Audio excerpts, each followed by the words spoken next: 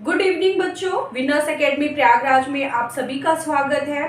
कल का हमारा टॉपिक था संधि किसे कहते हैं। फिर हमने संधि पर चर्चा करने के बाद उसके भेद बताए थे। फिर हमने स्वर संधि पढ़ा था। स्वर संधि को भी मैंने समझाया आपको किसके कितने भेद होते हैं और इसको हमने कैसे डिवाइड किया था। जो डिवाइड हुआ था, जैसे स्वर संधि का है हमारा दीर्घ संधि, गुण संधि, यड़ संधि, अयादि संधि, वृद्धि संधि। तो ये सारी संधि को हम कैसे पहचानेंगे, तो हमने इसको पहचानने के लिए आपको बहुत सरल तरीका दिया था। मैंने ये भी बताया था कि बच्चों इस चीज को कभी संधि को रटना नहीं, हाँ बस थोड़ा सा समझना है, थोड़ा अपना दिमाग लगाना है, उसके बाद वो अपने आप आपके दिमाग में आ जाएगा। जरूरी नहीं एक बार में ही आ जाए, धीरे धीरे आएगा, लेकिन आएगा जरूर। लेकिन क्या है कि उसको कभी आप संधि रटिएगा नहीं, परिभाषा याद करिएगा।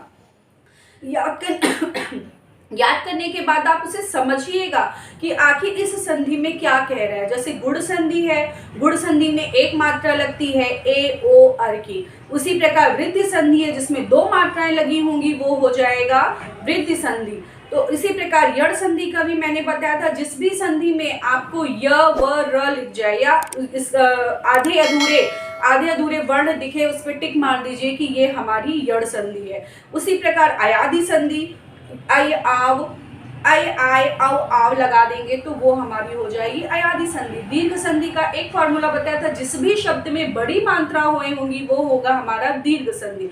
तो हमने ये संधि को पढ़ाने के बाद आज हमारा टॉपिक है व्यंजन संधि। आज हम चर्चा करेंगे व्यंजन संधि।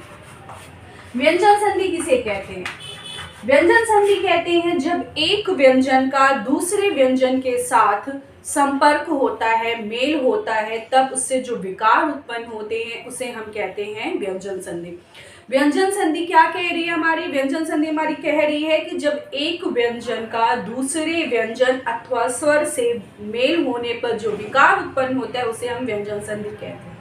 बच्चों व्यंजन संधि थोड़ी सी आपके लिए कठिन होगी, थोड़ा सा टफ होगा, क्योंकि ये पूरा नियमों का भंडार है। लेकिन हमें याद करना है 3-5, ज्यादा 3-5 मत करो। एक शब्द है हमारा, ज्यादा 3-5 मत करो। तो इस दो नियम तो हमारे इस पे आते हैं 3 और 5। तो ये हमें याद रखना है कि व्यंजन संधि क्या कह रही है, 3-5 मत करो। तो पहला इसमें व्यंजन संधि में क्या आ रहा है कि पहले वर्ण का, व्यंजन संधि क्या कह रही है, पहले वर्ण का तीसरा वर्ण हो जाता है। पहले वर्ण का क्या हो जाता है? पहले वर्ण का तीसरा वर्ण हो जाता है। तो पहले वर्ण यानी क्या? जैसे मैंने व्यंजन बताया था, व्यंजन कहाँ से स्टार्ट होते हैं? क ख ग घ अंगा, च छ ज झ इया, ट ठ ड ढ ड़, त थ द ध न। तो क से लेके माँ तक को 5 वर्गों में डिवाइड किया गया। जैसे क ख ग घ अंगा, ये क्या हो गए? ये आ गया हमारा पहला वर्ग यानी क वर्ग। उसी प्रकार आता है च छ ज झ इया, च यानी ये पहला वर्ण इसका क्या है? च, तो इसको हमने रख दिया च वर्ग। उसी प्रकार है ट ठ ड ढ ड़, तो ये हो गया ट वर्ग। फिर त थ द ध न, ये हमारा हो गया त वर्ग। प फ ब भ म, ये हमारा हो गया प वर्ग। यानी जिस जो वर्ग हुआ है वो पहले वर्ण के अकॉर्डिंग हुआ है। तो हमारा व्यंजन संधि का पहला नियम क्या कह रहा है कि पहले वर्ण का तीसरा वर्ण हो जाता है। पहला वर्ण यानी क से लेकर, पहला वर्ण हमने क्या बताया, क वर्ग कितने हैं? क से लेकर माँ तक। तो पहला वर्ग हमारा क्या आता है? क खाला में क, दूसरा च, तीसरा ट, चौथा त, और पांचवा क्या आ रहा है हमारा? प। क च ट त प, ये क्या है हमारा? ये हमारा है पहला वर्ण। अब इसका तीसरा वर्ण, का तीसरा वर्ण क्या होगा? ग। च का च छ ज, ट का ट ठ ड, ट का त थ द, और प का प फ ब, प फ ब। ठीक है बच्चों, प फ ब ये क्या है हमारे? ये है हमारे पहले वर्ण के तीसरे वर्ण है। तो हमारा नियम यही पहला कह रहा है कि इसमें क्या करना है, या इसको हम दूसरे नाम से जान सकते हैं जश्त्व संधि। कौन सी संधि? जश्त्व संधि, कि जिस वर्ग का पहला वर्ण है उसी वर्ग का वह तीसरा वर्ण हो जाएगा। तो क च ट त प की जगह ग ज ड द ब हो जाएगा। जैसे हमारे पास एक उदाहरण है दिगंत। क्या है हमारे पास? दिगंत है बच्चों। हमने क्या उदाहरण लिया? दिगंत। अब इसका हम संधि विच्छेद क्या करेंगे? दिक धन अंत।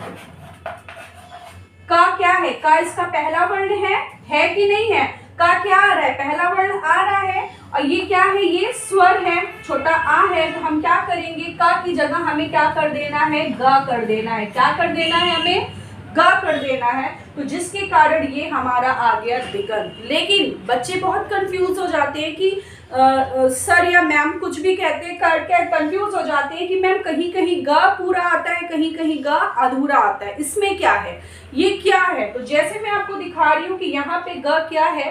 पूरा आया है। क्यों आया है? क्योंकि यहाँ का पहला वर्ण क्या है? का है। लेकिन का के बाद ये क्या है बच्चों? आ एक स्वर है। का जो कि हमारा अधूरा है, लेकिन आ लगने पर का क्या हो गया है? पूरा हो गया है। जिसके कारण हमने यहाँ पर ग क्या लिख दिया है? गा का जब आ से मेल हो गया तो ये क्या बन गया? पूरा ग बन गया। इसलिए यहाँ पर आ गया दिगंत। जब कहते हैं ना हलंत क्यों लगाते, ये सब देख रहे हो, हलंत क्यों लगता है? नीचे ऐसे पाई क्यों खींची होती? हलंत इसलिए लगता है कि ये जो व्यंजन है ये अधूरे हैं। क्यों? क्योंकि व्यंजन में स्वरों की सहायता ली जाती है। बिना स्वर के सहायता व्यंजन पूर्ण नहीं होता है। जिसके कारण क्या करना पड़ता है हमें? तो जैसा कि हमने बताया कि पहले वर्ण का तीसरा वर्ण हो जाता है। मैंने आपको ये भी बताया कि बच्चे बहुत कंफ्यूज होते हैं कि कभी कहीं कहीं ग पूरा आता है और कभी कहीं ग अधूरा आ जाता है।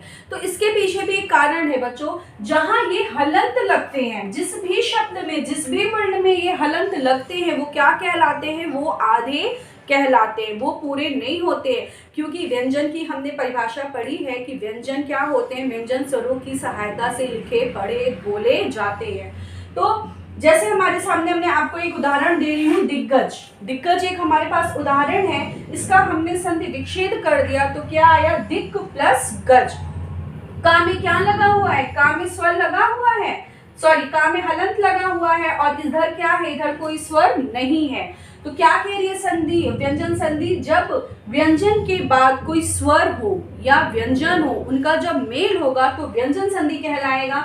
तो क के बाद का आधा है और का के बाद क्या है? हमारा व्यंजन है।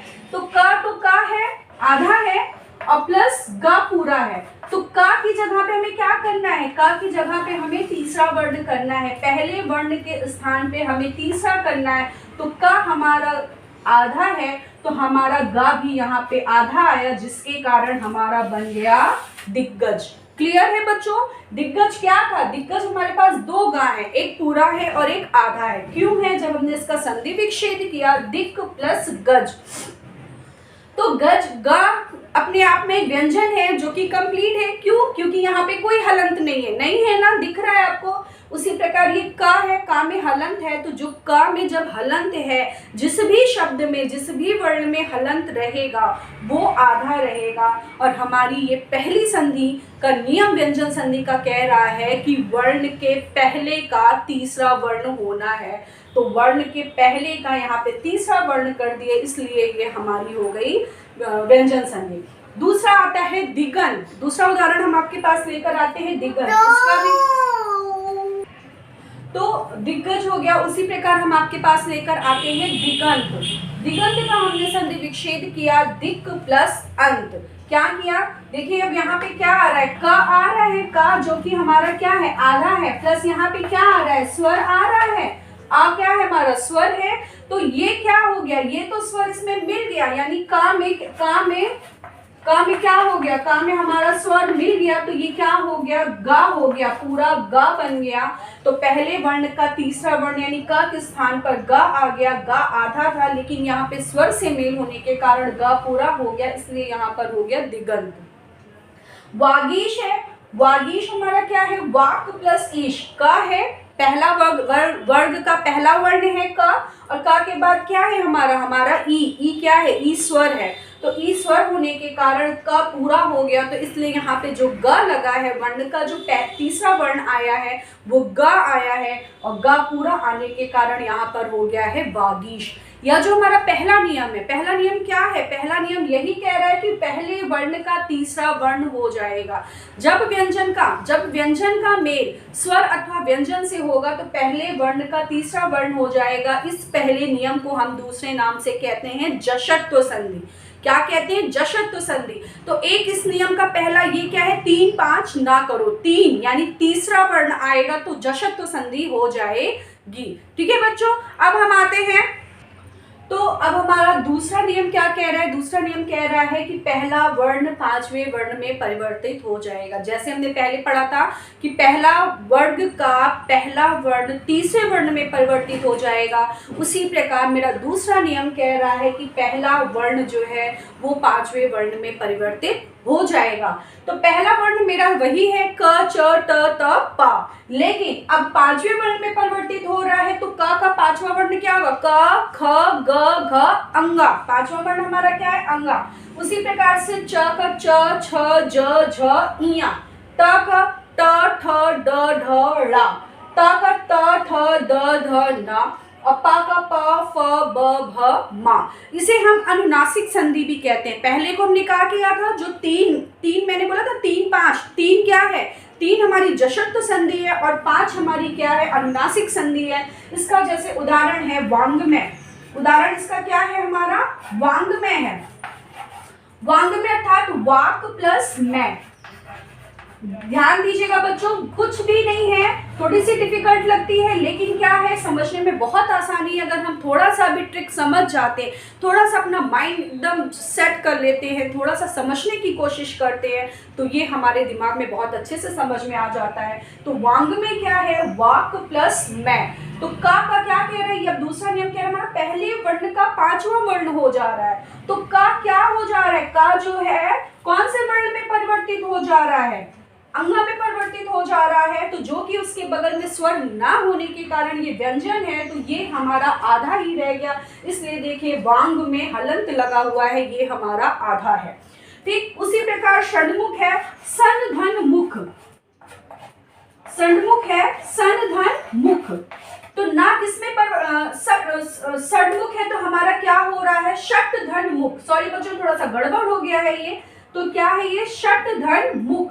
तो टा क्या हो गया है? टा हमारा किसमें परिवर्तित हो जा रहा है? पांचवें वर्ण में परिवर्तित हो जा रहा है। तो ड़ा क्या हो गया? ड़ा आधा हो गया। तो ये यहाँ पे लिख गया षण्मुख। ठीक है, हमने आपको बताया ना कि पहला वर्ण पांचवें वर्ण में परिवर्तित हो रहा है।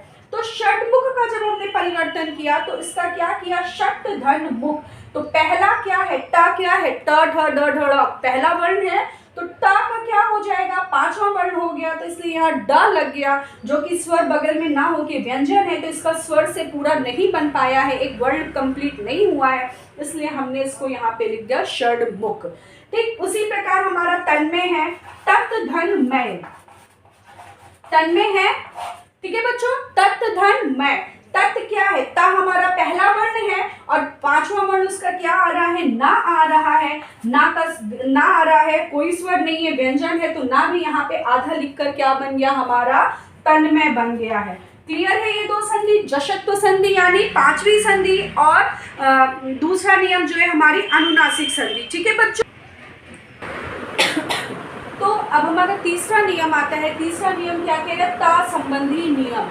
तीसरा नियम, पहला नियम था हमारा जशत्व संधि यानी वर्ग का पहला वर्ण तीसरे में परिवर्तित हो जाएगा। दूसरा अनुनासिक संधि, अनुनासिक संधि कह रही है कि वर्ग का पहला वर्ण पांचवें में परिवर्तित हो जाएगा। अब हमारा क संबंधी नियम है। क संबंधी नियम को में शुद्ध संधि और स्तुत्व संधि आती है। क्या कह रहा है? शुद्ध संधि और स्तुत्व संधि आ रही है। ता संबंधी नियम कह रहा है कि यदि ता के बाद च वर्ग यानी च छ ज झ इया और ट वर्ग त ठ ड ढ ड़ आएगा तो क्या हो जाएगा? तो ये कह रहा है यदि ता के बाद च छ ज झ आए या ट ठ ड ढ आए तो जो बड़ा होगा वही संधि हमारी हो जाएगी। यानी च छ में क्या बड़ा है? च, ज झ में झ, इसी तरह से क्या हो जाएगी? हमारी संधि हो जाएगी। जैसे च छ में बड़ा च है, ज झ में बड़ा ज है, ट ठ में बड़ा ट है और ड ढ में बड़ा ड है। तो ता के बाद च वर्ग या ट वर्ग आएगा। ता के बाद च वर्ग यानी च छ ज झ इया, और ट वर्ग यानी ट ठ ड ढ ला आएगा। तो क्या हो जाएगा, तो वहां पर च हो जाएगा, ज हो जाएगा, ट हो जाएगा और ड हो जाएगा। जैसे एक उदाहरण है उच्चारण, हमने क्या लिया है उदाहरण आपके लिए, उच्चारण। हमने क्या इसका विच्छेद किया, उत प्लस चारण। उत ता आया, ता के बाद यदि च आ रहा है, ता के बाद यदि च आ रहा है, हमें इस पे ध्यान नहीं देना है, हमें इस पे ध्यान देना है। इस पे ध्यान देने की जरूरत हमें नहीं है, हमें इस शब्द पे ध्यान देना है कि ता के बाद यदि च आ रहा है तो उसी का स्वर लग जाता है। तो यहाँ पे ता जो है वो चा में परिवर्तित हो गया, जिसके कारण ये आ गया हमारा उच्चारण। उसी प्रकार जगत छाया, जगत प्लस छाया, ता आया, जगत का ता आया प्लस छ आया, आया छ, लेकिन क्या कह रहा है कि जो इसमें से बड़ा होगा, बड़ा कौन है, बड़ा ये है, च बड़ा है, ज बड़ा है, ट बड़ा है और ड बड़ा है।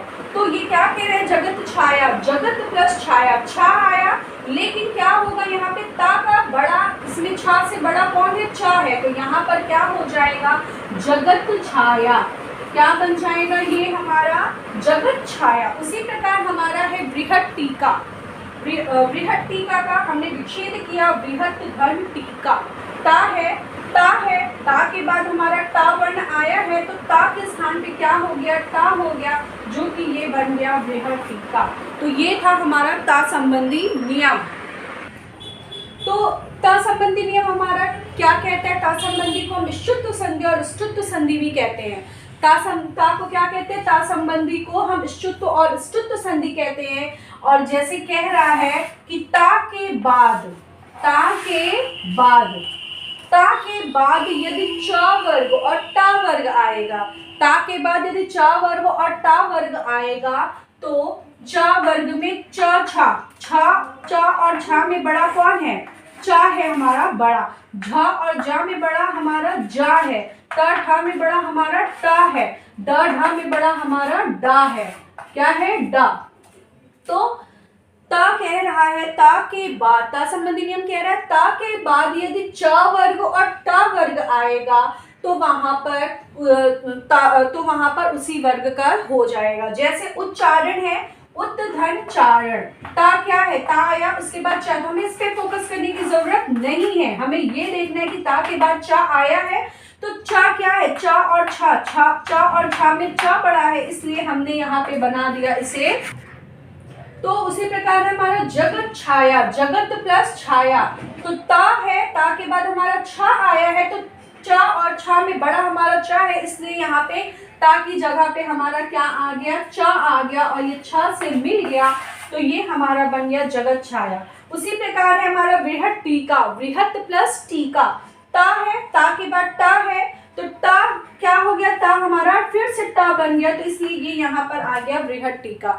तो ठीक है बच्चों, ये हमारी थी व्यंजन संधि। व्यंजन संधि का ये आधा नियम था जो मैंने आपको बताया है। अभी मैं आपको और बताऊंगी, इसके लिए आप नेक्स्ट वीडियो देखिएगा। ओके बच्चों, बाय।